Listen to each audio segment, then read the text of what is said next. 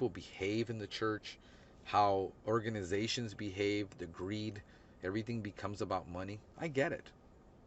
But I'm asking you, what did Christ ever do to you? We're talking about religion and organization. You're pissed off and you're using that as an excuse.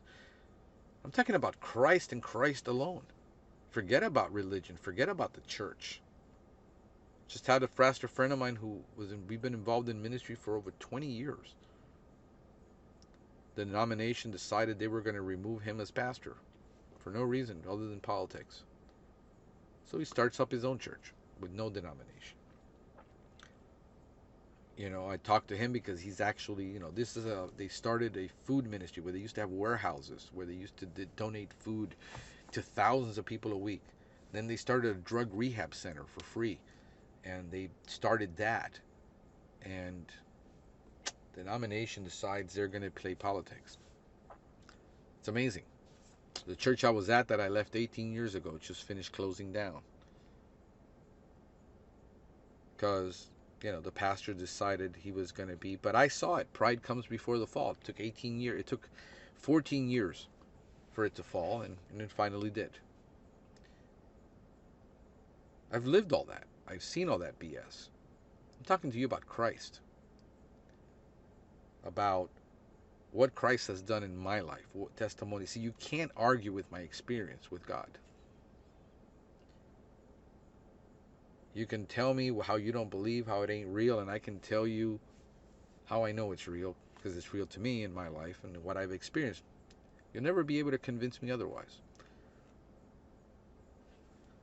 So, that's what's the workout, man. We're working out these issues in our lives, working out the problems, working out what's going to happen. I'm talking to a lot of people, man. Wives are sick. They're having to take care, and they're having to go work and leave their wives. And it's just heartbreaking. There's a lot of pain in people's lives. People are dealing with some real stuff. And I just want to bring hope to some people. There is hope. There's hope for you. There's hope for your family. There is hope in Christ. It isn't about religion. It isn't about me. Send me your money because I won't be able to do. I've been doing ministry for, 25 years now. And I've never asked for a penny. I refuse to.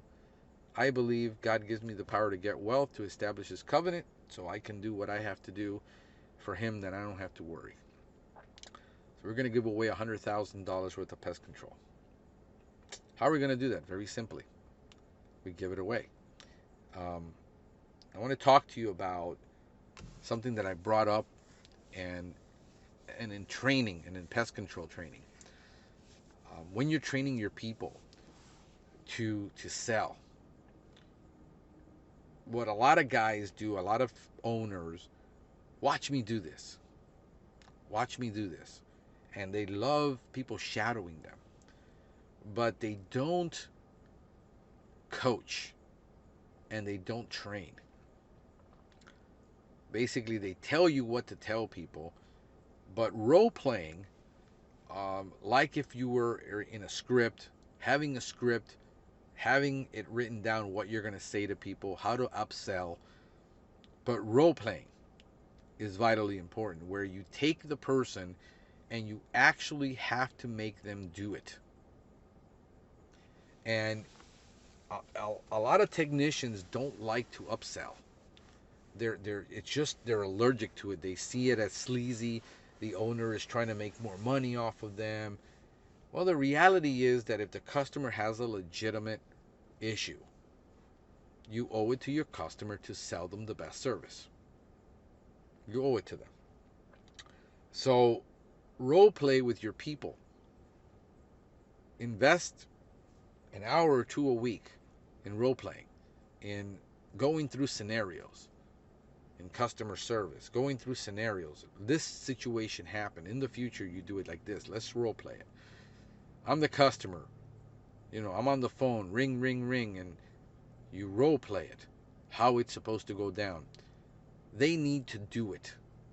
They need to do it in practice so that when they do it in real life, they don't have a big chance of messing it up. Role playing increases their self-confidence in their ability to be able to do something because now they've been trained.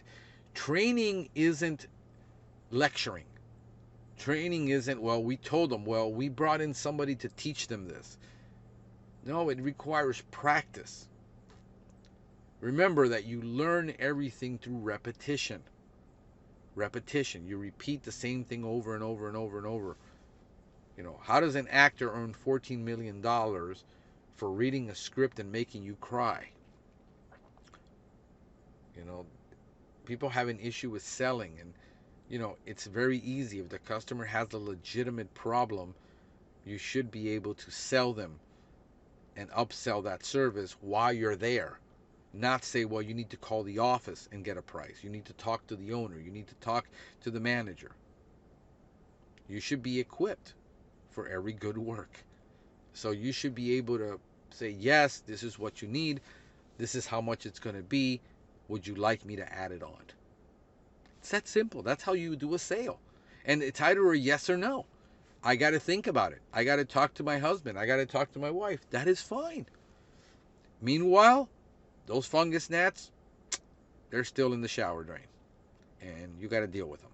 And it's not covered in your service. And, you know, I wouldn't wait more than a week to solve this problem. And you talk to them about the biology.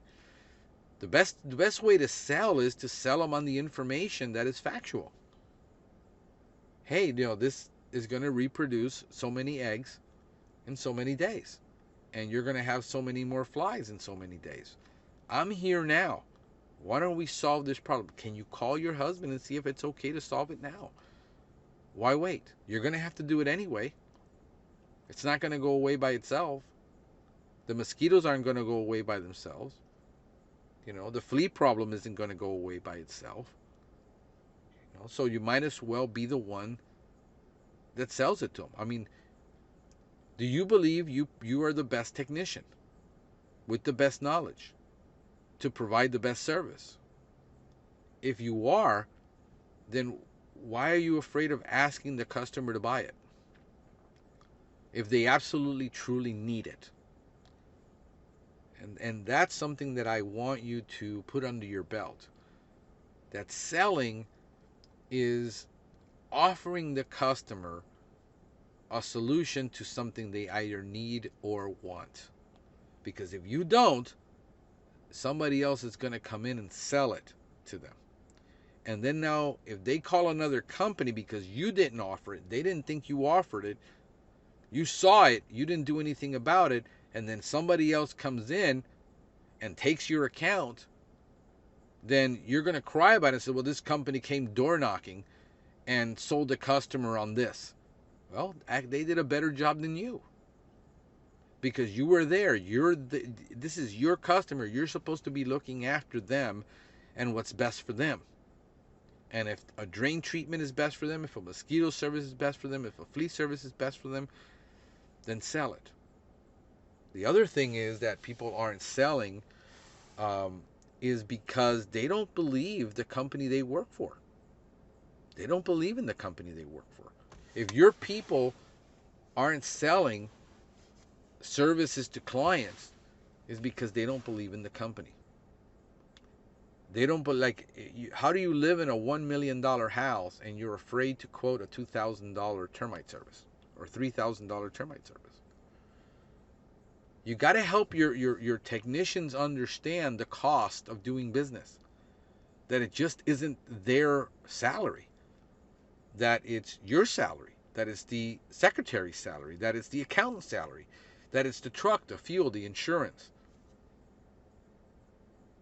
the marketing, the advertising, the accounting, and all of the costs associated that have to be paid. That a route needs to produce a 50% profit margin to provide enough revenue to the company to cover all that overhead, to cover the office, the building, whatever it is.